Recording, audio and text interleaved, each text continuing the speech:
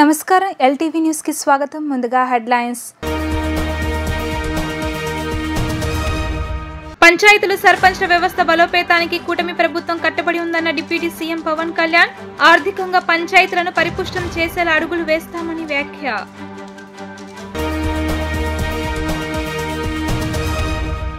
రాష్ట్రంలో న్యాయ చట్టాల అభివృద్ధిలో జస్టిస్ దుర్గాప్రసాద్ రావు సేవలు ప్రశంసనీయమన్న హైకోర్టు ప్రధాన న్యాయమూర్తి జస్టిస్ ధీరజ్ సింగ్ ఠాకూర్.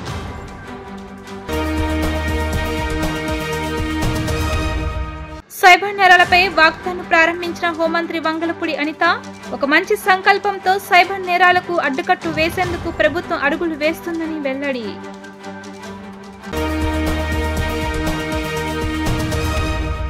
గ్రామాలే దేశానికి పట్టుగొమ్మలు, గ్రామ స్వరాజ్యమే దేశ ప్రగతికి మార్గం అన్న మహాత్మా గాంధీజీ మాటలే మార్గదర్శకంగా కూటమి ప్రభుత్వం రాష్ట్రంలోని పంచాయతీలను ప్రజలతో ప్రత్యక్షంగా ఎన్నుకునే సర్పంచ్ల వ్యవస్థను బలోపేతం చేసే దిశగా అడుగులు వేస్తుందని డిప్యూటీ సీఎం పవన్ కళ్యాణ్ తెలిపారు.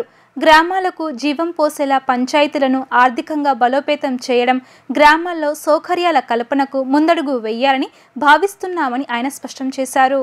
ఈ సందర్భంగా డిప్యూటీ సీఎం పవన్ కళ్యాణ్ మాట్లాడుతూ, మంత్రిగా బాధ్యతలు తీసుకున్న తరువాత నేను అనేక పర్యాయాలు పంచాయతీరాజ్, గ్రామీణ అభివృద్ధి, రక్షిత మంచినీటి సరఫరా, అటవీ శాఖ అధికారులతో సమీక్షలు చేశారని అన్నారు. రాష్ట్రంలో ఉన్న గ్రామాల్లో వాస్తవ పరిస్థితులు తెలుసుకునే ప్రయత్నం చేశారని, గ్రామీణ ప్రాంతాల్లో చాలా కాలంగా అపరిష్కృతంగా ఉండిపోతున్న సమస్యల వెనుకున్న అసలు కారణాలను అన్వేషించే ప్రయత్నం చేశారని అన్నారు. అనేక సార్లు దీనిపై చర్చించిన తరువాత 3 కీలకమైన నిర్ణయాలను తీసుకున్నామని అన్నారు. వీటిని వెంటనే అమలు చేయాలని నిర్ణయించామని స్పష్టం చేశారు. దీనివల్ల పంచాయతీలు, సర్పంచ్ల వ్యవస్థకు కొత్త జీవం పోయడానికి ఈ ముందడుగు ఉపయోగపడుతుందని విశ్వసిస్తున్నారని పేర్కొన్నారు. జాతీయ గ్రామీణ ఉపాధి హామీ పథకం అమలు కోసం గ్రామ సభలను రాష్ట్రంలోని 13,326 గ్రామ పంచాయతీల్లో ఒకేసారి నిర్వహించాలని నిర్ణయించామని ఆయన తెలిపారు. 1 ఆగస్టు 15 ఈ జెండా పండుగకు సంబంధించి, 2 మనకి జాతీయ ఉపాధి హామీ పథకానికి సంబంధించి ఒకటే రోజున 13,326 పంచాయతీల్లో గ్రామసభ తీర్మానాలు జరగాలి. ఆ దిశగా అడుగులు వేస్తూ ఉన్నాం. ఈ గ్రామసభ తీర్మానం అంటే ఏంటంటే, జాతీయ ఉపాధి హామీ పథకం ద్వారా వచ్చే కేటాయించిన పనులకు కానీ నిధులకు కానీ ఆ ప్రజాప్రతినిధులు, ఆ ఎమ్మెల్యేలు కానీ, గ్రామ సర్పంచులు కానీ, పంచాయతీ సర్పంచులు కానీ, ఆ పంచాయతీలో ఉన్న ప్రజలు కూడా అందరూ ఏకగ్రీవంగా అంటే ఏ పనులు జరగాలి, జాతీయ ఉపాధి హామీ పథకానికి సంబంధించిన ఆ పనులకి మన గ్రామాల్లో ఏ పనులు జరగాలి, ఏ పనులకి ఆ నిధులు కేటాయించాలి, ఈ దృష్టిలో గ్రామసభ తీర్మానం జరుగుతుంది. విడివిడిగా కాకుండా ఒకటే రోజున 13,326 పంచాయతీల్లో ఒకటే రోజున గ్రామసభ తీర్మానాలు జరగాలని కీలకంగా ఆదేశించడం అయినది. ఆ విధంగా ముందు ఒకటి చేస్తూ ఉన్నాం. రెండవది జల్ జీవన్ మిషన్. అంటే ప్రతి ఇంటికి కుళాయి అనేది ప్రధానమంత్రి గారి ఆకాంక్ష, ఆశయం. ఏ ప్రభుత్వం కనీసం మానవ హక్కు ఇది.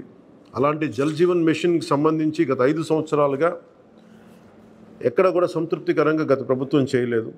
రాష్ట్రంలో గ్రామీణ తాగునీటి సరఫరా ఇది అసలు ఏ స్థాయిలో ఉంది? ఉదాహరణకి జల్ జీవన్ మిషన్ కింద ఒక దాదాపు 27,000 కోట్లు ఖర్చు చేయాల్సి వస్తే గత ప్రభుత్వం 4,000 కోట్లే ఖర్చు చేస్తుంది. ఆ 4,000 కోట్లు ఖర్చు కూడా పెట్టిన విధానం ఏ స్థాయిలో ఉంది? నిజంగా నీటి సరఫరా అవుతుందా? ఉదాహరణకి చాలామంది ఎమ్మెల్యేలు అందరూ కూడా నా దృష్టికి తీసుకొచ్చినా కూడా నాకు వాళ్ళు ఇచ్చే ఈ పిటిషన్స్ కానీ ఇవన్నీ కూడా ఏం తెలియజేస్తున్నాయంటే, పంచాయతీల్లో కానీ గ్రామాల్లో కానీ జేజే మిషన్ కింద పైప్ లైన్లు వేశారు, కానీ దానికి ఆ నీటి సరఫరా ఉండే ఇది లేదు, దానికి వాటర్ సోర్స్ లేకుండా పైప్ వేసి వెళ్ళిపోయారు.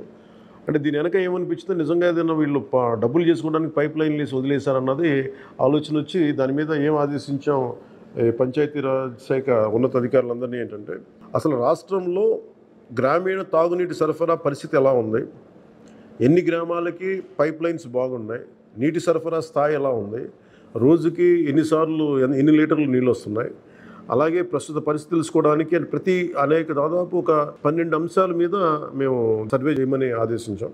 రాష్ట్రంలో న్యాయం చట్టాల అభివృద్ధిలో జస్టిస్ యు దుర్గాప్రసాదరావు సేవలు ప్రశంసనీయమని రాష్ట్ర ఉన్నత న్యాయస్థానం ప్రధాన న్యాయమూర్తి జస్టిస్ ధీరజ్ సింగ్ ఠాకూర్ అభినందించారు. పలు కేసుల్లో వారు వెలువరించిన తీర్పులు భవిష్యత్ తరాల న్యాయవాదులకు మార్గదర్శకంగా ఉంటాయని కొనియాడారు. న్యాయ వ్యవస్థపై వారికి ఉన్న అపార పరిజ్ఞానం, అనుభవం రాష్ట్రంలో న్యాయం చట్టాల అభివృద్ధికి ఎంతోగానో దోహదపడిందని, పలు కేసుల్లో వారు వెలువరించిన తీర్పులు భవిష్యత్ తరాల న్యాయవాదులకు మార్గదర్శకంగా ఉంటాయన్నారు.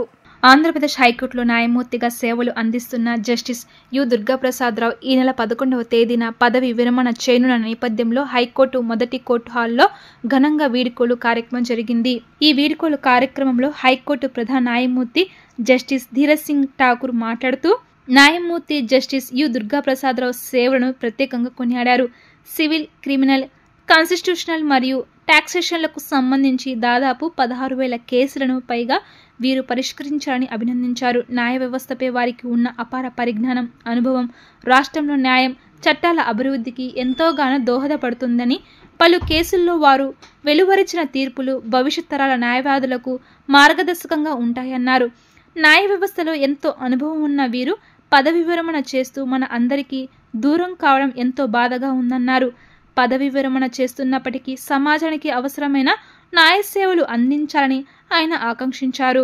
Justice Durga Prasad Rao, who is demitting office on 11th of August 2024. Justice Rao was born in a family of lawyers on 12th of August 1962 and has a great grand lineage. His paternal grandfather, maternal grandfather and father-in-law were all lawyers. After having practiced for over a decade, Justice Rao's career as a judge began in the year 1998 when he was selected as an additional district judge by direct recruitment. During his 15-year stint as a judicial officer, he held several positions as a principal district judge, additional director AP, Judicial Academy, registrar judicial and central project coordinator in the erstwhile High Court of Andhra Pradesh before being elevated to the bench on 23rd of October 2013. On account of his passion for achieving academic excellence, Justice Rao was awarded a master's degree in constitutional law, crimes and torts. పదవి విరమణ చేస్తున్న న్యాయమూర్తి justice you Durgaprasada Rao మాట్లాడుతూ ఇన్ని సంవత్సరాల పాటు న్యాయ సేవలు అందజేసినందుకు తనకు అవకాశం ఇచ్చిన న్యాయదేవతకు శిరస్సు వంచి ప్రణామాలు చేస్తున్నారన్నారు. నిరుపేదలకు, నిరాధారులకు నిష్పక్షపాతంగా న్యాయ సేవలు అందజేయడం అనేది న్యాయస్థానాల ముఖ్యమైన విధి అని, అలా వ్యవహరించినప్పుడే కోర్టుల ఘనత పెరుగుతుందని, న్యాయ వ్యవస్థలో పనిచేసే వారికి కూడా సముచితమైన గౌరవం దక్కుతుందన్నారు. Advocates were arguing the matters and judges were dispensing the justice as normal. This was the answer they have given. Churchill heaved a sigh of relief and stated, "Thank God, if the courts are working, nothing can go wrong." If courts are working, nothing can go wrong was his feeling. The Churchill meant that in a democratic country, if the courts function in smoother manner and transact the business and protect the lives and liberties of the victims, despite the magnitude of the destruction, the people's faith in the elected government will be protected and the magnitude of destruction can be restored by way of reconstruction. This was the belief of the Churchill, and that is why even though in such a circumstances he bowed before the majesty of the courts and majesty of the justice. We are all here to uphold that majesty, I believe. ఒక మంచి సంకల్పంతో cyber నేరాలకు అడ్డుకట్ట వేసేందుకు ప్రభుత్వం అడుగులు వేస్తుందని హోంమంత్రి వంగలపూడి అనిత అన్నారు. టెక్నాలజీ పెరిగిన తరువాత నేరాలు పెరిగాయన్నారు. టెక్నాలజీ వల్ల మనుషుల మనుగడ ప్రశ్నార్థకం అవుతుందని పేర్కొన్నారు. దేశంలో 1700 కోట్లు 4 నెలల్లో సైబర్ నేరాల వల్ల పోగొట్టుకున్నారని తెలిపారు. చదువుకున్న వాళ్లే సైబర్ నేరాలకు బలవుతున్నారన్నారు. సోషల్ మీడియాలో వచ్చే అన్నోన్ క్లిక్స్ ద్వారా మన ఫ్యూచర్ని మనమే నాశనం చేసుకుంటున్నామన్నారు. State cyber cell coordination team ఏర్పాటు చేస్తామని, సైబర్ సెల్ ప్రతి జిల్లాలో ఏర్పాటు అయ్యేలా చూస్తామన్నారు. విజయవాడలో సైబర్ నేరాలకు వ్యతిరేకంగా ప్రజల్లో అవగాహన కల్పిస్తూ విజయవాడ పోలీస్ కమిషనరేట్ ఆధ్వర్యంలో నగర పోలీసులు సైబర్ క్రైమ్ అవేర్నెస్ వాక్థాన్ నిర్వహించారు. ఈ వాక్థాన్కు హోంమంత్రి వంగలపూడి అనిత, ఎమ్మెల్యేలు బోండా ఉమా, గద్దె రామ్మోహన్ ముఖ్య అతిథులుగా హాజరయ్యారు. ఇందిరాగాంధీ మున్సిపల్ స్టేడియం వద్ద వాక్థాన్ను మంత్రి ప్రారంభించారు. ఈ సందర్భంగా ఆమె మాట్లాడుతూ సైబర్ నేరాలపై ప్రజలకు అవగాహన కల్పించేందుకే పోలీసులు మారథాన్ నిర్వహిస్తున్నట్లు చెప్పారు. రోజురోజుకు సైబర్ నేరాలు బాగా పెరిగిపోతున్నాయని, అమాయకులను నమ్మించి వారి ఖాతాల నుంచి లక్షల్లో దోచేస్తున్నారని అన్నారు. ఇలాంటి నేరాలపై ప్రతి ఒక్కరూ అవగాహన కలిగి ఉండాలని ఈ కార్యక్రమాన్ని నిర్వహిస్తున్నట్లు పేర్కొన్నారు. అపరిచితుల నుంచి మనకు ఫోన్లు, మెసేజ్లు వచ్చే మెయిల్స్, వాట్సాప్ మెసేజ్లకు స్పందించవద్దని, లోన్ యాప్, లాటరీ తగిలినట్టు వచ్చే ఫోన్ కాల్స్తో అప్రమత్తంగా ఉండాలని సూచించారు.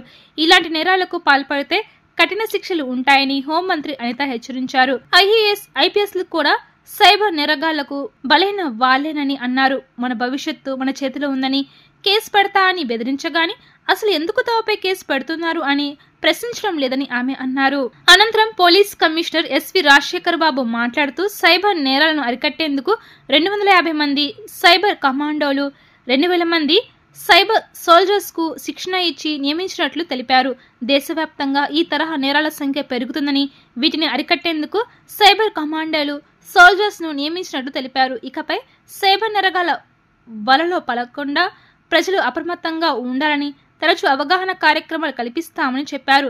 రానున్న 3 నెలల్లో మరో 3 లక్షల మంది సైబర్ సైనికులకు తీర్చిదిద్దే ప్రయత్నం చేస్తున్నట్లు చెప్పుకొచ్చారు. సుమారుగా ఈ 4 నెలల్లో దగ్గర 1,1730 కోట్ల రూపాయలు ఓన్లీ సైబర్ క్రైమ్ లోనే చేతులు మారిని పోయినాయి అనే సంగతి తెలిస్తే నిజంగా ఆశ్చర్యం అనిపించింది. 4 months గ్యాప్ లోనే మొత్తం ఇండియా లెవెల్లో. అంటే ఒక అవేర్నెస్ ప్రోగ్రామ్స్ ఉన్నాయి, సైబర్ క్రైమ్ కోఆర్డినేషన్ సెంటర్స్ ఉన్నాయి, 1930 కాల్ సెంటర్ నెంబర్ ఉంది. ఇవన్నీ ఉండి కూడా పోనీ ఎవరో చిన్నపిల్లలు లేకపోతే చదువు లేని వాళ్ళు ఈ సైబర్ క్రైమ్ లో ఇన్వాల్వ్ అవుతున్నారు, లేకపోతే వాళ్ళు బారిన పడుతున్నారు అన్నది కాకుండా పెద్ద పెద్ద డాక్టర్స్, ఐపీఎస్ ఆఫీసర్స్, ఐఏఎస్ ఆఫీసర్సే ఈ సైబర్ క్రైమ్ బారిన పడడం అనేది చూస్తూ ఉంటే ఇది ఎంత మేరకు పెరిగిపోయిందో మనందరం కూడా అర్థం చేసుకోవచ్చు. అంటే సుమారుగా 24% ఈ రోజు సైబర్ క్రైమ్ రేట్ పెరిగిందంటే మనందరం కూడా ఎంత అలర్ట్ గా ఉండాలో మనందరికీ తెలుసుకోవాలి. ఈ రోజు పిల్లలందరూ ఉన్నారు, ప్రతి ఒక్కరి చేతిలోని మొబైల్, స్మార్ట్ ఫోన్ ఉంటుంది. స్మార్ట్ ఫోన్ లేకుండా ఏమో ఇంట్లోని పెట్టుకుంటే పర్స్ అయినా తీసుకెళ్ళమో తెలియదు కానీ మొబైల్ మాత్రం ఉంటుంది. పర్సులు పెట్టుకొని మర్చిపోయారు, ఎందుకంటే phone pay, Google pay, everything in phone.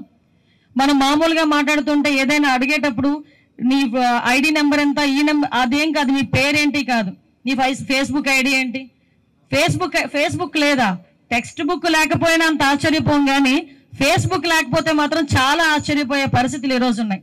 ఒక పక్క ఫేస్బుక్, ఒక పక్క ఇన్స్టా, ఒక పక్క స్నాప్చాట్, ఒక పక్క ShareChat, Twitter, at the same time మళ్ళీ మనకి టెలిగ్రామ్, ఎన్ని యాప్స్ ఉన్నాయంటే మనకి కమ్యూనికేషన్ పెంచుకోవటానికి, అట్ ద సేమ్ టైం మనల్ని మనం ముంచుకోవటానికి కూడా. సైబర్ సిటిజన్స్ తయారు చేయాలనే ఒక ఆకాంక్షతో ఈ కార్యక్రమం రూపుదిద్దుకోవడం జరిగింది. ఇందులో ఈ mobile app, be a cyber citizen అనే మొబైల్ యాప్, వారిని మన ఆ యాప్ని ఆవిష్కరించడానికి ఈరోజు గౌరవ హోంశాఖ మంత్రి వచ్చున్నారు. సో ఇదంతా ఎందుకు చేస్తామంటే రోజు చూస్తే 5 నుంచి 6 సైబర్ క్రైమ్స్ మాకు రిపోర్ట్ అవుతున్నాయి. రిపోర్ట్ కాని సైబర్ క్రైమ్స్ 100, 1000, లక్షలు ఉన్నాయి. కానీ ఎవరు మోసపోతున్నారంటే స్టూడెంట్స్ మోసపోతున్నారు, డాక్టర్స్ మోసపోతున్నారు, పోలీసు వాళ్ళు మోసపోతున్నారు, ఐఏఎస్ ఆఫీసర్స్ మోసపోతున్నారు, ఐపీఎస్ ఆఫీసర్స్ కూడా మోసపోతున్నారు. సో ఈ సైబర్ క్రైమ్ బారిన పడని వాళ్ళు నాకు తెలిసి ఎవరు ఉండరు. అయితే సరే సైబర్ క్రైమ్ బారిన పడకుండా ఉండాలంటే ఏం చేయాలి? ఒకవేళ సైబర్ క్రైమ్ బారిన పడినా ఇమీడియట్గా ఏం చేయాలి అంటే మనకి 1930, మీరు ఇందాక మీరు ఆ టీవీలో చూసి మీకు అర్థమవుతుంది 1930 అని అంటున్నాం. అసలు 1930 అనేది ఎవరికి తెలియదు. 1930లో అంటే సైబర్ క్రైమ్ పడిన మరుక్షణం 1930కి ఫోన్ చేస్తే national cyber crime reporting portal అని ఒక పోర్టల్ ఉంది. అందులో నమోదు చేసి ఇమ్మీడియట్ గా విత్ ఇన్ నో టైం ఏదైతే సైబర్ ఫ్రాడ్స్టర్ ఎవరైతే ఉన్నారో వాడి బ్యాంక్ అకౌంట్ అనేది ఇమీడియట్ గా ఫ్రీజ్ అవుతుంది. తద్వారా మన డబ్బులు మనకు వెనక్కొచ్చే అవకాశం ఉంటుంది. టీడీపీ నేతలు వైఎస్ఆర్సీపీ కార్యకర్తలను నాయకులను లక్ష్యంగా చేసుకుని హత్యలు చేస్తున్నారని మాజీ సీఎం జగన్ ఆరోపించారు. ఇటీవల నంద్యాల జిల్లాలో హత్యకు గురైన వైసీపీ కార్యకర్త కుటుంబాన్ని ఆయన పరామర్శించారు. ఈ ఘటనపై హైకోర్టుకు వెళ్తామని తెలిపారు. రాష్ట్రంలో అరాచక పాలన సాగుతుందని మాజీ సీఎం వైఎస్ జగన్మోహన్ రెడ్డి అన్నారు. వైఎస్ఆర్సీపీ కార్యకర్తలను నాయకులను లక్ష్యంగా చేసుకుని హత్యలు చేస్తున్నారని ఆరోపించారు. ఈ హత్యలను ప్రోత్సహించే వారిని సైతం కేసుల్లో చేర్చాలని, నారా లోకేష్ సీఎం చంద్రబాబు నాయుడును బాధ్యులుగా చేయాలని డిమాండ్ చేశారు. ఈ నెల 3వ తేదీన నంద్యాల జిల్లా మహానంది మండలం సీతారామపురంలో హత్యకు గురైన పసుపులేటి సుబ్బారాయుడు కుటుంబ సభ్యులను జగన్ పరామర్శించారు. ఎన్నికల్లో ఎజెండాగా కూర్చున్నాడని, సుబ్బారాయుడును చంపడం అన్యాయమని జగన్ అన్నారు. పోలీసులు నిర్లక్ష్యంగా వ్యవహరించడానికి కారణాలు తెలపాలన్నారు. అందరం ఒకటే ప్రతిఘటించాలని జగన్ సూచించారు. సీతారాంపురం ఘటనపై హైకోర్టుకు వెళ్తామని జగన్ చెప్పారు. ఎస్పీ ఉండేది కేవలం 10 కిలోమీటర్ల దూరంలో ఎస్పీ ఉన్నాడు నంద్యాల హెడ్ క్వార్టర్స్ లో. ఇటువంటి పరిస్థితుల్లో ఈ గ్రామానికి కన పోలీసులు కన పంపించి ఉండింటే, ప్రొటెక్షన్ పంపించి ఉండింటే ఈ గ్రామంలో ఘటన జరిగి ఉండేది కాదు. సాక్షాత్తు ఎస్ఐ చూస్తా ఉన్నాడు, సాక్షాత్తు కానిస్టేబుల్ చూస్తా ఉన్నారు. వీళ్ళందరూ చూస్తా ఉండగానే అదనపు బలగాలు ఏ ఒక్కరూ కూడా ఇక్కడికి రాకుండా 12:20 ఏకంగా స్వైర విహారం చేస్తూ ఏకంగా ఇక్కడే ఇదే స్పాట్లోనే ఈ గ్రామానికి సంబంధించిన అన్యాయమైన నాయకుడు, ఇక్కడ సంబంధించిన ఎమ్మెల్యేకి సంబంధించిన ప్రోద్బలం, ఇక్కడికి సంబంధించిన చంద్రబాబు నాయుడు గారు లోకేష్ గారు వాళ్ళిద్దరి అండదండలు, వీళ్ళందరి అండదండలతో పోలీసులు ఎవరూ కూడా పంపించకుండా, పోలీసులు ఎవరూ కూడా ఇక్కడికి రాకుండా సాక్షాత్తు ఎస్ఐ సమక్షంలో, సాక్షాత్తు ఇద్దరు కానిస్టేబుల్ సమక్షంలో స్వైర విహారం చేస్తూ ఏకంగా నరకడం జరిగారు. సుబ్బరాయుడిని హతమార్చారు, మిగతా ఇద్దరిని కొట్టారు, మిగతా 2 కుటుంబాలలో కొట్టారు. చివరికి సుబ్బరాయుడు భార్య పెద్దమ్మను నరికారు. ఇవన్నీ ఇక్కడే జరిగాయి, ఇదే గ్రామంలో జరిగాయి. కానీ ఎస్ఐ కానీ కానిస్టేబుల్ కానీ ఎవరు కూడా ఆపగలిగే పరిస్థితి కూడా లేదు. ఎవరు ఈ పోలీసులను ఆడిస్తా ఉన్నారు. ఏకంగా ఎస్పీ, ఏకంగా సిఐ, ఏకంగా డిఎస్పీలు ఏ ఒక్కరు కూడా అడిషనల్ ఫోర్సును పంపించుకోకుండా పగడ్బందీ ప్లాన్ ప్రకారం మనుషులను చంపేసిన వాళ్ళు ఊర్లు కూడా విడిచిపెట్టి వెళ్ళిపోయే పరిస్థితి క్రియేట్ చేసి అప్పటికి కూడా ఫోర్స్ రాకోకుండా కూడా వీళ్ళు ఆపగలిగినారు అని అంటే ఏ స్థాయిలో కుట్ర జరుగుతూ ఉంది అన్నది, ఏ స్థాయిలో రాజకీయ నాయకులు, పోలీసులు ఏ స్థాయిలో వీళ్ళందరూ కూడా కూడబలుక్కొని భయానక వాతావరణం క్రియేట్ చేస్తూ ఉన్నారు అని చెప్పడానికి ఇదొక నిదర్శనం కాదా అని అడుగుతా ఉన్నా. నిజంగా లా అండ్ ఆర్డర్ ఉందా అని అడుగుతా ఉన్నా. ఈ రాష్ట్రంలో ఈ ఒక్క ఘటనే కాదు, ఈ రాష్ట్రంలో జరుగుతూ ఉన్న ప్రతి ఘటన ఇదే మాదిరిగా ఉంది.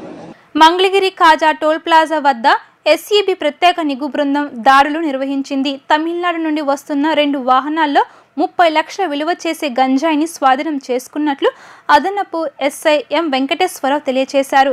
ఏపీని గంజాయి రహిత రాష్ట్రంగా చేయడమే ప్రధాన లక్ష్యమని స్పష్టం చేశారు. మంగళగిరిలోని ఎస్ఈబి కార్యాలయంలో అదనపు ఎస్ఐ ఎం వెంకటేశ్వర మీడియా సమావేశం నిర్వహించారు. ఈ సందర్భంగా ఆయన మాట్లాడుతూ మంగళగిరిలోని కాజా టోల్ ప్లాజా వద్ద 9వ తేదీ రాత్రి ఎస్ఈబి అధికారులు దాడులు నిర్వహిస్తుండగా తమిళనాడు నుండి వస్తున్న 2 వాహనాలను అధికారులు తనిఖీలు చేయగా 30 లక్షల విలువ చేసే 230 కేజీల గంజాయి 5 నిందితులను అదుపులోకి తీసుకున్నట్లు తెలియజేశారు. ఈ దాడుల్లో పాల్గొన్న మంగళగిరి సిఐ ఎస్ఐలను అదనపు ఎస్పీ వెంకటేశ్వరరావు అభినందించారు. రాబోయే రోజుల్లో గంజాయి అక్రమ రవాణా చేసే వారిపై నిత్యం నిఘు ఎప్పటికప్పుడు పర్యవేక్షణ ఉంటుందని పేర్కొన్నారు. అక్రమ రవాణాపై సమాచారం తెలిసిన వారు తమకు సమాచారం ఇవ్వాలని కోరారు. మరి వీళ్ళ యొక్క తనిఖీలు చేస్తుండగా ఒక స్కార్పియో కారు ఒకటి, అలాగే స్విఫ్ట్ డిజైర్ కారు ఒకటి అనుమానాస్పదంగా రావడంతో వాళ్ళని చెక్ చేసి వాళ్ళని అదుపులో తీసుకుని లోపల తనిఖీ చేయగా సుమారుగా 230 కేజీల గంజాయి ప్యాకెట్ల రూపంలో ఉంది. అలాగే దాంట్లో 5 వ్యక్తులు కూడాను 2 కార్లలో ఉన్నారు. వాళ్ళ అదుపులోకి తీసుకొని జరిగిన విషయాలని కూడా తెలుసుకుంటే వీళ్ళు మనకి కాకినాడ జిల్లా పాయకరావుపేట అంటే మనకి తుని నియర్ బై తుని దగ్గరలో నుంచి వాళ్ళు పర్చేజ్ చేసి తీసుకొని తమిళనాడు రాష్ట్రానికి వెళ్తున్నట్టుగా మనకి సమాచారం వచ్చింది. దాని మీద వాళ్ళందరినీ కూడా అదుపులోకి తీసుకొని ఆ వెహికల్స్ అన్నిటిని కూడా సీజ్ చేసి ఆ మాల్ ఏదైతే 230 కేజీల గాంజా ఉందో దాన్ని కూడా సీజ్ చేసి వారి దగ్గర మరి 34,000 రూపాయల 530 రూపాయలు 34,530 రూపాయల క్యాష్ కూడా ఉంది. దాంతోపాటు ఈ 6 సెల్ ఫోన్లు కూడా సీజ్ చేయడం జరిగింది. ఇవన్నీ కూడా వీళ్ళ ముద్దాయిలను అక్కడ పరిశీలించిన మీద వాళ్ళని అడిగితే మొదటి ముద్దాయి అమీర్ అని, అలాగే 2 కాలాయ్ ముదన్ అని, 3 షేక్ అబ్దుల్లా ఫారూక్, 4 కార్తికేయన్, 5 మల్లికార్జున్ ఇలా 5గురు కూడాను మరి తక్కువగా ఇక్కడ గంజాయిని కొని అధికంగా అక్కడ అమ్ముకోవడానికి గాను వాళ్ళు ఇదే మొదలుపెట్టారు. ఇంకా ఇంట్రాగేషన్ చేసి వాళ్ళ యొక్క పూర్వపరాలను కూడా తెలుసుకొని ఇంకా ముందు వీళ్ళు ఏవైతే ఇంతకుముందు ఏమైనా చేసి ఉన్నారో వాటి మీదను, అలాగే వీళ్ళకి ఎలా వచ్చింది, అలాగే దీన్ని ఎలా డిస్పోజ్ చేస్తున్నారు అనే దాని మీద కూడాను దర్యాప్తు కొనసాగుతూ ఉంది. మరి ఏదైతే ఇప్పుడు ఈ జిల్లాలో అక్రమంగా ఏదైతే నార్కాటిక్ డ్రగ్స్ ఉన్నాయో వాటన్నిటి మీద మరి ఆల్మోస్ట్ ఉక్కుపాదం మోపుతున్నట్టుగానే మన అధికారులు ఇచ్చిన ఆదేశాల మేరకు అందరం కూడా పనిచేస్తూ ఉన్నాం. విజయవాడ స్వరాజ్ మైదానంలో రాజ్యాంగ నిర్మాత భారతరత్న డాక్టర్ బిఆర్ అంబేద్కర్ విగ్రహం వద్ద మాజీ ముఖ్యమంత్రి వైఎస్ జగన్ పేరును తొలగించడంపై రాష్ట్ర వ్యాప్తంగా నిరసన కార్యక్రమం నిర్వహిస్తున్నట్లు ఎమ్మెల్సీ మురుగుడు హనుమంతరావు తెలియజేశారు. అటవిక చర్యలకు పాల్పడుతున్న వారిపై కఠిన చర్యలు తీసుకోవాలని డిమాండ్ చేశారు. విజయవాడ స్వరాజ్ మైదానంలో ఏర్పాటు చేసిన అంబేద్కర్ విగ్రహం వద్ద మాజీ సీఎం జగన్మోహన్ రెడ్డి పేరును తొలగించడంపై నిరసనగా మంగళగిరి కూరగాయల మార్కెట్ సెంటర్ వద్ద ఉన్న గాంధీ విగ్రహం వద్ద ఎమ్మెల్సీ మురుగుడు హనుమంతరావు, వైసీపీ నాయకులు, కార్యకర్తలు నల్ల బ్యాడ్జీలతో నిరసన వ్యక్తం చేశారు. ముందుగా గాంధీ విగ్రహానికి పూలమాల వేసి నివాళులు అర్పించారు. అనంతరం వారు మాట్లాడుతూ ఎవరు అధికారంలో ఉంటే వారి పేర్లతో, ముఖ్యమంత్రుల పేర్లతో శిలాపథకం పేరును లిఖిస్తారని, ఇలా వాటిని ధ్వంసం చేయడం సరికాదని హితవు పలికారు. ఇలాంటి ఆటవిక చర్యలకు పాల్పడిన వారిపై సమగ్ర విచారణ అధికారంలో ఉండే కూటమి పార్టీలు పరిశీలన చేయించాలని కోరారు. ఈ సందర్భంగా విలేకరులు అడిగిన ప్రశ్నకు మురుగుడు హనుమంతరావు సమాధానం ఇస్తూ, నిన్న జరిగిన కుల సంఘం కార్యక్రమంలో టీడీపీ స్థానిక ఎమ్మెల్యే, రాష్ట్ర మంత్రి, ముఖ్యమంత్రి తనయుడు లోకేష్తో కలిసి పాల్గొన్నాను, తప్పుగా ప్రచారం చేయడం సరికాదని అన్నారు. తమ పార్టీ మారుతున్నాననే ప్రచారం నిజం కాదని, ఇలాంటి వ్యాఖ్యలను చేయడం సరికాదని స్పష్టం చేశారు. కుల సంఘంకు సంబంధించిన విషయం కాబట్టి అందులో పాల్గొన్నాను తప్పించి ఇతర అంశాలు కాదని తెలిపారు. బాబాసాహెబ్ అంబేద్కర్ గారి మీద జరిగిన కార్యక్రమ విగ్రహం మీద జరిగిన దాన్ని, అలాగే నేమ్ పేర్లని తొలగించడం చాలా హేమమైన చర్య. ఎందుకంటే ఎవరైనా వస్తారు, ఎవరైనా ఏ ముఖ్యమంత్రి అయినా ఉంటాడు, వాళ్ళు చేసే పని ఏంటి అనేది ఆ చిలపలకల పైన ఉంటుంది. అది ఒక సింబల్, గుర్తింపుగా ఉంటుంది. అంతేగాని ఆ సింబల్ పగలగొట్టేసి ఈ సింబల్ పగలగొట్టి మరి ఇంకే ఎవరి పేర్లు పెడతారు, ఆ బొమ్మ ఎవరు కట్టారని పెడతారు. అలా చేసుకుంటూ పోతే ఆంధ్రప్రదేశ్ అట్లా తయారవుతుందంటే మరి వీళ్ళంతా కూడా మేము అదివరకు మేమేదో వచ్చి చాలా సస్యశ్యామలంగా చేస్తాం, బ్రహ్మాండంగా పరిపాలిస్తాం అని చెప్పిన వాళ్ళు సీనియర్ నాయకులు. ఇవాళ 4 సార్లు ముఖ్యమంత్రి అయిన చంద్రబాబు నాయుడు గారు ఉన్నాడు. అలాగే కొత్తగా డిప్యూటీ సీఎం అయిన పవన్ కళ్యాణ్ గారు ఉన్నాడు. అలాగే మంత్రిగా 2 సార్లు చేసిన లోకేష్ గారు ఉన్నారు. మరి వీళ్ళు ఏం చేస్తున్నారో, ఏమైనా నిద్రపోతున్నారా ఏంటి? ఒక దళితుల మీద ఇలాంటి అవమానాలు జరుగుతూ ఉంటే 2 కోట్ల జనాభా ఉన్నాం మేము, అన్ని కులాలు కూడా ఆయన అభిమానించేవాళ్ళు రాష్ట్రంలోనే కాదు ప్రపంచంలోనే ఉన్నారు. వాళ్ళంతా ఏకం అయ్యారంటే మనం ఏం చేయాలో చూసుకోండి, మీరు అర్థం చేసుకోండి. ఈ దేశంలో కానీ ప్రపంచంలో కానీ అంబేద్కర్కు ఉన్నటువంటి గుర్తింపు రాజ్యాంగ నిర్మాతే కాదు, మానవతావాది, సమాజంలో అట్టడుగున ఉన్నటువంటి ప్రజల కోసం ఆయన శ్రమించినటువంటి శ్రమ చాలా గొప్పదిగా భావించాలి. ఆనాడు అందరూ గుర్తించి రాజ్యాంగాన్ని నిర్మాతగా ఏర్పాటు చేసినటువంటి మహానుభావుడు ఆయన. ఆయన గురించి మన అందరికీ తెలుసు. ఆయన విగ్రహం దగ్గర 8వ తారీఖు నాడు రాత్రి మరి దుండగులు వైఎస్ జగన్మోహన్ రెడ్డి గారు ప్రారంభించినటువంటి స్టీలు అక్షరాలని మొత్తం కూడా వాటిలన్నిటిని కూడా తొలగించారు. చాలా దుర్మార్గమైనటువంటి చర్య. ఇప్పుడు రాష్ట్ర ముఖ్యమంత్రులు స్వతంత్రం వచ్చిన దగ్గర నుంచి అనేక ప్రారంభాలు చేశారు. ముఖ్యమంత్రిగా ఉన్నటువంటి ఆయన పేరుని తొలగించడం అంటే నిజంగా ఎంత ఆక్షేపణకరం. ఈ రకమైనటువంటి విధానానికి అలవాటు పడేటైతే, ఆ రాజకీయ పార్టీలు చూస్తా ఊరుకుండేటైతే చాలా చాలా రాష్ట్రం అధోగతి పాలయ్యే పరిస్థితి ఉంటుంది. వికసిత ఏపీ లక్ష్యంగా ఏపీ బీజేపీ వారధి కార్యక్రమానికి శ్రీకారం చుట్టింది. బీజేపీ తరపున ప్రాతినిధ్యం వహిస్తున్న కేంద్ర రాష్ట్ర మంత్రులు, ఎమ్మెల్యేలు, ఎంపీలు ఇకపై నెలలో 2 రోజుల పాటు ఏపీ బీజేపీ కార్యాలయంలో అందుబాటులో ఉంటారు. వీరు కార్యకర్తలు ప్రజల నుంచి వచ్చే వినతులు తీసుకుని పరిష్కారానికి కృషి చేయనట్లు ఏపీ బీజేపీ ముఖ్య అధికార ప్రతినిధి లంకదినక తెలిపారు. ఇందుకు సంబంధించిన వివరాలను రాష్ట్ర బీజేపీ కార్యాలయంలో మీడియాకు తెలిపారు. రాష్ట్ర బీజేపీ అధ్యక్షురాలు దగ్గుబాటి పురంధేశ్వరి ప్రతి నెల మొదటి, 3వ సోమవారం రాష్ట్ర పార్టీ కార్యాలయంలో అందుబాటులో ఉంటారు. ఎమ్మెల్యే నల్లమిల్లి రామకృష్ణారెడ్డి ప్రతి నెల 4వ సోమవారం, మంగళవారం, మంత్రి సత్యకుమార్ యాదవ్ మొదటి, 3వ మంగళవారం, ఎమ్మెల్యే సృజనా చౌదరి మొదటి, 2వ బుధవారం, ఎమ్మెల్యే నడుకుదుటి ఈశ్వరరావు ప్రతి నెల 3వ బుధవారం, గురువారం, ఎమ్మెల్యే కామినేని శ్రీనివాసరావు మొదటి, 2వ గురువారం అందుబాటులో ఉంటారు. ఎమ్మెల్యే పి విష్ణుకుమార్ రాజు ప్రతి నెల 4 బుధ గురువారం, ఎంపీ సీఎం రమేష్ మొదటి, 2వ శుక్రవారం, ఎమ్మెల్యే ఏ ఆదినారాయణ రెడ్డి 3వ శుక్రవారం శనివారం, ఎమ్మెల్యే పార్థసారథి 4వ శుక్రవారం శనివారం, కేంద్ర మంత్రి భూపతిరాజు శ్రీనివాస్ వర్మ ప్రతి నెల మొదటి, 2వ శనివారం, బీజేపీ జాతీయ కార్యవర్గ సభ్యులు సోమవీరాజు 2వ సోమవారం, మంగళవారం అందుబాటులో ఉంటారని ఆయన తెలిపారు. భారతీయ జనతా పార్టీ నుంచి ప్రాతినిధ్యం వహిస్తున్నటువంటి కేంద్ర మరియు రాష్ట్ర మంత్రులు, ఎంపీలు, ఎమ్మెల్యేలు ప్రతి నెల కూడా 2 రోజులు విధిగా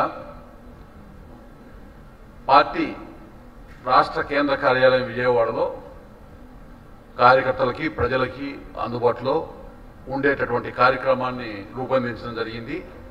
ఈ కార్యక్రమానికి వారధి అనేటటువంటి నామకరణం చేయడం జరిగింది. రాష్ట్ర శాఖ అధ్యక్షులు, నేషనల్ ఎగ్జిక్యూటివ్ మెంబర్ సోమవీర్రాజు గారు ఈ 12 మంది కూడా నెలలో 2 రోజులు కేంద్ర పార్టీ కార్యాలయంలో ఉండి ప్రజల నుంచి, పార్టీ కార్యకర్తల నుంచి వినతి పత్రాలు స్వీకరించడం జరుగుతుంది. ఆ సమస్యల పరిష్కారానికి దానికోసం ఈ యొక్క వారధి కార్యక్రమాన్ని తీసుకోవడం జరిగింది. ఇవాళ చూస్తే రాష్ట్ర శాఖ అధ్యక్షురాలు, రాజమండ్రి పార్లమెంట్ సభ్యులు శ్రీమతి దగ్గుబాటి పురంధేశ్వరి గారు ప్రతి నెల కూడా మొదటి సోమవారం, 3వ సోమవారం ప్రజలకి, కార్యకర్తలకి పార్టీ కార్యాలయంలో అందుబాటులో ఉంటారు. అలాగే కేంద్ర మంత్రి భూపతిరాజు శ్రీనివాస్ వర్మ గారు మొదటి శనివారము, 2వ శనివారం ప్రతి నెలలో ఆయన రాష్ట్ర పార్టీ కార్యాలయంలో అందుబాటులో ఉంటారు. అలాగే రాష్ట్ర ఆరోగ్య శాఖ మంత్రివర్యులు సత్యకుమార్ గారు ప్రతి నెల 1వ మంగళవారం, 3వ మంగళవారం అందుబాటులో ఉంటారు. ఈ విధంగా మిగిలిన ప్రజాప్రతినిధులు, ఎంపీలు, ఎమ్మెల్యేలు అందరూ కూడా నెలలో 1-2 రోజులు వారి షెడ్యూల్ని రాష్ట్ర పార్టీ కార్యాలయంలో ప్రజల దగ్గర నుంచి, కార్యకర్తల నుంచి వినతి పత్రాలు స్వీకరించి ఆయా శాఖలకి రాష్ట్ర కేంద్ర ప్రభుత్వాల దృష్టికి తీసుకొచ్చి ఆ సమస్యల పరిష్కారానికి తీసుకునేటటువంటి కార్యక్రమంతో ఈ వారధి కార్యక్రమం ఏదైతే శ్రీకారం చుట్టామో దాని ద్వారా పార్టీ పదాధికారుల సమన్వయంతో ఈ యొక్క కార్యక్రమాన్ని ప్రారంభిస్తున్నాం అనేటటువంటి అంశాన్ని తెలియజేస్తున్నాను. మహిళలకు ఆర్టీసీ బస్సులో ఉచిత ప్రయాణం హామీ అమలుకు ప్రభుత్వ కసరత్తు తుది దశకు చేరుకుంది. ఆర్టీసీ రవాణా శాఖలపై ఈ నెల 12న సీఎం నారా చంద్రబాబు నాయుడు నిర్వహించే సమీక్షలో ఈ పథకం అమలు తేదీని ప్రకటించే అవకాశం ఉందని రవాణా శాఖ మంత్రి మండిపల్లి రాంప్రసాద్ రెడ్డి చెప్పారు. అలాగే రవాణా శాఖలో కొందరు అధికారులు చేతివాటం ప్రదర్శిస్తున్నారని, ప్రభుత్వ ఆదాయానికి గండి కొడుతూ అవినీతి అక్రమాలకు పాల్పడుతున్నారని ఆగ్రహం వ్యక్తం చేశారు. రవాణా శాఖ ఉన్నత అధికారులతో రవాణా శాఖ మంత్రి సమీక్ష సమావేశం నిర్వహించారు. సమీక్ష అనంతరం మీడియాతో మాట్లాడుతూ మహిళలకు ఆర్టీసీ బస్సులో ఉచిత ప్రయాణ హామీ అమలుకు ప్రభుత్వ కసరత్తు తుది దశకు చేరుకుంది. ఆర్టీసీ రవాణా శాఖలపై ఈ నెల 12న సీఎం నారా చంద్రబాబు నాయుడు నిర్వహించే సమీక్షలో ఈ పథకం అమలు తేదీని ప్రకటించే అవకాశం ఉందని చెప్పారు. ఎక్కడా లోటుపాట్లకు తావు లేకుండా పథకాన్ని పటిష్టంగా అమలు చేస్తామని తెలిపారు. కొందరు అధికారుల తీరుపై ఆగ్రహం వ్యక్తం చేశారు. రవాణా శాఖలో కొందరు అధికారులు చేతివాటం ప్రదర్శిస్తున్నారని, ప్రభుత్వ ఆదాయానికి గండి కొడుతూ అవినీతి అక్రమాలకు పాల్పడుతున్నారని అసహనం వ్యక్తం చేశారు. గత 5 ఏళ్లలో చౌకబియ్యం కాకినాడ పోర్టుకు అక్రమంగా తరలి వెళ్లాయన్న మంత్రి అక్రమంగా వెళ్తున్న వాహనాలను ఎందుకు పట్టుకోలేదని ప్రశ్నించారు. అక్రమంగా తరలిస్తున్న వాహనాలపై కేసులు నమోదు చేయకపోవడంపై ఆగ్రహం వ్యక్తం చేశారు. అక్రమంగా ఇసుక, మైన్స్ తరలింపు వాహనాలపై చర్యలు తీసుకోవాలని అధికారులకు ఆదేశాలు జారీ చేశారు. ఈరోజు మేము సమీక్ష తర్వాత ఎన్ఫోర్స్మెంట్ అనే దాన్ని ఒకదాన్ని ఏర్పాటు చేసి తప్పకుండా రాష్ట్రం నుంచి ఏవైతే అక్రమంగా ట్రాన్స్పోర్ట్ చేస్తున్నారో దానిపైన నిఘా ఉంచి దానిపైన చర్యలు తీసుకునేదానికి కూడా ఈరోజు ఇక్కడ డిస్కషన్లో చేయడం జరిగింది. ముఖ్యంగా ఈ రాష్ట్రంలో గత 5 సంవత్సరాల్లో ఎన్ఫోర్స్మెంట్ అనేది పక్కన పెట్టేసినారు. ముఖ్యంగా ఇక్కడి నుంచి ఖనిజాలు అయితేనేం, రేషన్ బియ్యం అయితేనేం, అలాగే జంతువులు అయితేనేం అక్రమంగా సరఫరా చేసేసినారు 5 సంవత్సరాలు. మేము అధికారులకైతే స్ట్రిక్ట్గా ఒకటే చెప్పాం, ఇప్పుడు ప్రభుత్వం మారింది, మనలో కూడా మార్పు రావాలా. ఇప్పుడు ఇది ప్రజల యొక్క ప్రభుత్వం, ఎక్కడ ఎవరు భయపడాల్సిన అవసరం లేదు. ఏ అధికారులకు మేము స్వేచ్ఛనిచ్చాం, మీరు కూడా ప్రజలకు దగ్గర కావాలా. ఎక్కడైతే సమస్య ఉందో ఆ సమస్యలను మీరు తక్షణమే పరిష్కరించే విధంగా చర్యలు తీసుకోవాలని కూడా చెప్పడం జరిగింది. ఎక్కడైతే సమస్య ఉందో మా అధికారులు కూడా తక్షణమే స్పందించమని మేము చెప్పడం జరుగుతూ వచ్చింది. ముఖ్యంగా రేపు రాబోయే కాలంలో నాణ్యమైన సేవలు అంటున్నాం. గత ప్రభుత్వంలో 6-7 నెలల నుంచి డ్రైవింగ్ లైసెన్స్ కార్డు కూడా ఇష్యూ చేయలేని పరిస్థితి, ఆర్సీ కార్డు కూడా ఇవ్వలేదు గత ప్రభుత్వం. మేము అధికారులతో చెప్పాం, రేపు ఫస్ట్ ప్రియారిటీ ఏదైతే సెక్యూరిటీ అనేది ముఖ్యం మనకు. ఆ సెక్యూరిటీ సర్వీసెస్ అంటే ట్రాకింగ్ సిస్టమ్. ఇప్పుడు ఏవైతే వెహికల్స్ ఉన్నాయో రాష్ట్రంలో, కమర్షియల్ వెహికల్స్ అనుకోండి, మామూలు వాహనాలు అనుకోండి, దానికి సెక్యూరిటీ పరంగా ఏమైతే సిస్టమ్ మనం అప్గ్రేడ్ చేస్తామో, ప్రజలకు మెరుగైన సేవ అందిస్తామో ఆ విధంగా చేసే విధంగా కూడా చర్యలు తీసుకోవడం జరిగింది. ముఖ్యంగా మా శాఖ పరంగా అయితే ట్రాన్స్పోర్ట్ అనుకోండి, ఏపీఎస్ఆర్టీసీ అనుకోండి, రోజు జనాలతో సంబంధించిన శాఖ కాబట్టి ముందు జరిగిన తప్పులన్నీ ఒకసారి బేరీజు వేసుకొని మా ముఖ్యమంత్రి గారి దృష్టికి తీసుకొని పోయి రాబోయే కాలంలో నాణ్యమైన సేవలు అందించేదానికి వెసులుబాటు ఉండే విధంగా చర్యలు తీసుకుంటున్నాం. శనివారం, ఆదివారం కళాశాలకు సెలవు రోజు అయిన క్లాసులు ఎందుకు నిర్వహిస్తున్నారని కళాశాల యాజమాన్యాన్ని ఏఎస్ఎఫ్ఐ విద్యార్థి సంఘ నాయకులు యాళ్లగడ్డ శివగోపి ప్రశ్నించారు. రాష్ట్ర విద్యాశాఖ మంత్రి ఇలాఖాలోని యథాస్వేచ్ఛగా నిబంధనలకు విరుద్ధంగా పనిచేస్తున్నారని ఆరోపించారు. మంగళగిరి నియోజకవర్గంలోని రేవేంద్రపాడు హారిక జూనియర్ కళాశాలలో సెలవు రోజుల్లో విద్యార్థులకు తరగతులు నిర్వహిస్తున్నారని ఏఐఎస్ఎఫ్ విద్యార్థి సంఘ నాయకులు శివగోపి ఆధ్వర్యంలో కళాశాల యాజమాన్యంపై ఆగ్రహం వ్యక్తం చేశారు. ఈ సందర్భంగా ఏఎస్ఎఫ్ఐ నాయకులు మాట్లాడుతూ హారిక జూనియర్ కళాశాలలో అధిక ఫీజులను వసూలు చేస్తూ విద్యార్థులకు సరైన వసతులు కల్పించడం లేదని ఆగ్రహం వ్యక్తం చేశారు.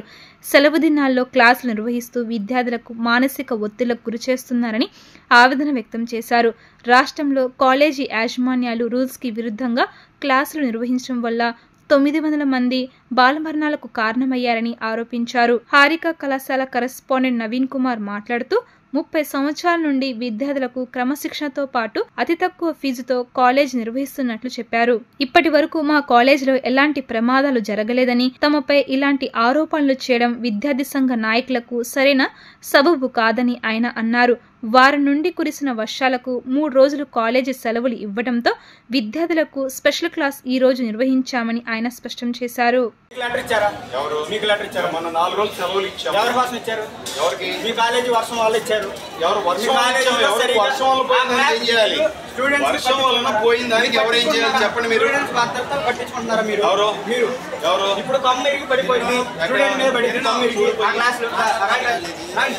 హారిక జూనియర్ కాలేజ్ రేవేంద్రపాడు దుగ్రాల మండలంలో ఉన్న కాలేజీకి వచ్చాం. సార్ ప్రిన్సిపాల్ గారు లేరు. 12ంటికి కాల్ చేసాం సార్కి.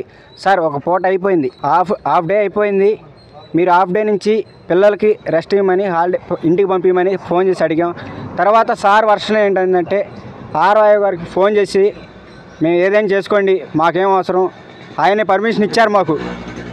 ఆయన పర్మిషన్ ఇచ్చారు. ఆర్ఐ గారికి ఒకటే చెబుతున్నాం, ఇలాంటి కాలేజీలకు మీరు పిల్లల్ని మానసికంగా ఒత్తిడి చేసేలాగా కాలేజెస్కి ఎలా పర్మిషన్ ఇస్తున్నారని నేను అడుగుతున్నా ఈరోజు ఏఎస్ఎఫ్గా. ఎలా ఇస్తారు? అదేవిధంగా కాలేజీల్లో చూస్తూ ఉంటే దోలాలు కూడా ఇరిగిపోయినాయి. అవి పట్టించుకోకుండా కనీసం కాలేజీ రన్ చేస్తున్నారు. ఒక పిల్లోడి మీద ఇరిగి పడితే రేపు ఎప్పుడైనా ఎవరు రెస్పాన్సిబిలిటీ తీసుకుంటారు? రేకులు కానీ ఏదైనా కానీ కాలేజీ వ్యవస్థ చూస్తుంటే ఏది ఒకటి సరిగ్గా లేదు. ఆర్వో గారికి ఒకటే చెబుతున్నాం, ఇకపై నుంచి ఇలాంటి కాలేజెస్కి మీరు సెకండ్ సాటర్డేస్ కానీ సండేస్ కానీ పర్మిషన్ ఇవ్వద్దని ఒకటే డిమాండ్ చేస్తున్నాం ఏఎస్ఎఫ్ తరఫున. అంటే వాళ్ళు ఏమంటున్నారు? సెలవులు ఇచ్చాం కాబట్టి ఇట్లా పెట్టాము. మేము ఇన్ఫర్మేషన్ కనుక్కున్నాం. స్టూడెంట్స్ అందరినీ 3 రోజులకి వర్షం పడితే ఒకరోజు కాలేజీ పెట్టుకున్నారు, హాలిడే ఇచ్చారంట. హాలిడే కూడా వాళ్ళ కోసం ఇచ్చుకున్నారు. వాళ్ళ కాలేజీలో వర్షం ఎక్కువ అవటం వల్ల సరిగా ఇక్కడ నేల కానీ ఫ్లోర్ కానీ హై లెవెల్లో లేదు, గ్రౌండ్ లెవెల్లో ఉంది. ఆ గ్రౌండ్ లెవెల్ వల్ల వర్షం నీటి వల్ల వాళ్ళు ఇచ్చారు క్లాసుల్లో వాటర్ వస్తున్నాయని. అది సరి చేసుకోవాలి కదా వాళ్ళు, కాలేజీ వాళ్ళు. లాస్ట్ వర్షాల వల్ల ఒక 3 days మేము హాలిడేస్ ఇవ్వాల్సి వచ్చింది సడన్గా పిల్లలకి. దానికి కాంపెన్సేషన్గా ఈరోజు సెకండ్ సాటర్డే రోజున ఎందుకంటే సిలబస్లు కావట్లేదు, అందువల్ల మేము ఈరోజు కాలేజీ రన్ చేయటం అయింది. అంటే మీకు విద్యాశాఖ నుంచి అనుమతులు? విద్యాశాఖ నుంచి అంటే హాలిడేస్ ఇచ్చాం కాబట్టి కాంపెన్సేషన్లు పెట్టుకోవటం అనేది ప్రిన్సిపల్ యొక్క ఇది విజ్ఞతతో రన్ చేయాలి. ఎందుకంటే సిలబస్లు back side as per government ప్రకారం సిలబస్లు కావట్లేదు అనుకోండి, ఆ సిలబస్లు కంప్లీట్ చేసుకోవడానికి ప్రిన్సిపల్ గారు తన అధికారంతో 3 రోజులు హాలిడేస్ ఇచ్చారు కాబట్టి దానికి ఒకరోజు మేము కాలేజీ రన్ చేయడం జరిగింది. కాలేజీలో కూడా మౌలిక సదుపాయాలతో పాటు పైనుంచి కింద పడిపోతుంది తాటి చెట్లు లాంటివి అని చెప్తున్నారు. దాని మీద మీరు ఏ విధంగా? సార్ మేము 30 ఏళ్ళ నుంచి కాలేజీ రన్ చేస్తున్నాం సార్. ఏ రోజు కూడా కాలేజీలో ఎటువంటి చిన్న ప్రమాదం కూడా జరగలేదు సార్. ఏది జరిగినా కానీ నేను ఇమ్మీడియట్గా మేము తగిన అంటే రూరల్ ఏరియాలో పిల్లల్ని కథన చదువు చెప్పాలనే మేము అతి తక్కువ ఫీజులు దీన్ని మేమంతా కూడా సర్వీస్ ఓరియంటేషన్తోనే కాలేజీ రన్ చేస్తున్నాం. వచ్చిన ఫీజులు కరెక్ట్గా స్టాఫ్ శాలరీస్ లాస్ట్ ఇయర్ వరకు కూడా ఇంకా చాలా తక్కువ. అంటే మా దగ్గర ఉన్న స్టాఫ్ అంతా కూడా నియర్లీ 22-23 years సీనియర్. వాళ్ళకి శాలరీస్ పెంచాల్సి రావడంతో ఈ సంవత్సరం అన్నా కొంచెం ఫీజు పెంచడం జరిగింది. లాస్ట్ ఇయర్ వరకు అయితే మేము సిఈసికి 10,000, ఎంపీసీకి 12,000 తీసుకుంటున్నాం. అది తప్పితే మేము ₹1 కూడా తర్వాత ఓన్లీ బోర్డు ఇది ప్రిస్క్రైబ్ చేసిన ఎగ్జామ్ ఫీజు ఇది ఆ 10,000, 12,000 తీసుకునేవాళ్ళు ఇంతకుముందు. బోర్డు ప్రిస్క్రైబ్ చేసిన ఎగ్జామ్ ఫీజు ఈ సంవత్సరం యాజ్ పర్ గవర్నమెంట్ రూల్ ప్రకారమే మనకి ఇది సిఈసికి 15,000, ఎంపీసీకి 18,000. అది కూడా ఎందుకంటే యాక్చువల్గా రూరల్ ఏరియాలో అంత ఫీజులు కట్టలేరు. అయినా కానీ చాలామందికి అంటే కనీసం మీరు ఎంక్వైరీ చేసుకున్నా కానీ 50% స్టూడెంట్స్కి చాలా వరకు అంటే 20 మెంబర్స్కి అయితే 100% ఫ్రీ ఇస్తున్నాము. వార్తలు ముగించే ముందు హెడ్లైన్స్ మరొకసారి. పంచాయతీలు సర్పంచ్ల వ్యవస్థ బలోపేతానికి కూటమి ప్రభుత్వం కట్టుబడి ఉందన్న డిప్యూటీ సీఎం పవన్ కళ్యాణ్. ఆర్థికంగా పంచాయతీలను పరిపుష్టం చేసేలా అడుగులు వేస్తామని వ్యాఖ్య.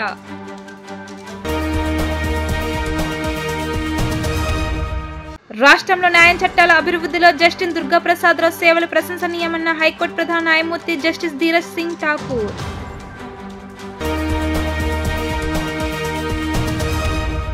సైబర్ నేరాలపై వాగ్దానం ప్రారంభించిన హోంమంత్రి వంగలపూడి అనిత. ఒక మంచి సంకల్పంతో సైబర్ నేరాలకు అడ్డుకట్టు వేసేందుకు ప్రభుత్వం అడుగులు వేస్తుందని వెల్లడి.